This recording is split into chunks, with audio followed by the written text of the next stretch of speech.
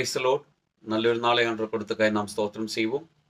இந்த கால நேரத்தில் ஆவியானவர் நம்மோடு பேசுகிற வேத பகுதி 116 சங்கீதம் 2 வசனம். Psalms 116 verse 2. அவர் தமது செவியை எனக்கு சாய்த்தபடியால் நான் உயிரோடு இருக்கும் அளவும் அவருக்கு தொழுது கொள்ளுவேன். தேவனுடைய பிள்ளையே, இன்னைக்கு நாம் வாழ்வதற்கு காரணம், நாம் உயிரோடு இருக்கிறதுக்கு காரணம், நம்முடைய ஒவ்வொரு விண்ணப்பத்தையும் கேட்டு இதுவரைக்குமாய் அவர் நம்மளை செம்மையாய் வழி நடத்தி கொண்டு வந்தார். கொஞ்சம் திரும்பி பாருங்க. இதுவரைக்கும் நம்முடைய சத்தத்தை அவர் கேட்காமல் இருந்ததில்லை.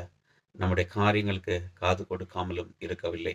எல்லாவற்றையும் கேட்டு நம்மளை நடத்தி கொண்டு வருகிறார். நாம் சோர்ந்து போகக்கூடாது, கலங்கி போகக்கூடாது. இந்த நாளிலும் கூட என்னை கேட்கும் பொழுது நீங்கள் ரொம்ப சோர்ந்து போய் இருக்கிறவர்களாக இருக்கலாம். ஆனால் கர்த்தர் சொல்லுகிறார், உன் சத்தத்தை கேட்குவார், அவர் விடுவிப்பார், ஆசீர்வதிப்பார். நல்ல ஆண்டவரே, நன்றி செலுத்துகிறோம். இந்த கால நேரத்தில் நிற்கிற ஒவ்வொரு பிள்ளைகளையும் இந்த வசனத்தின்படி நான் ஆசீர்வதிச்சு ஜெபிக்கிறோம். இயேசுவின் நாமத்தில் பிதாவே, ஆமென்.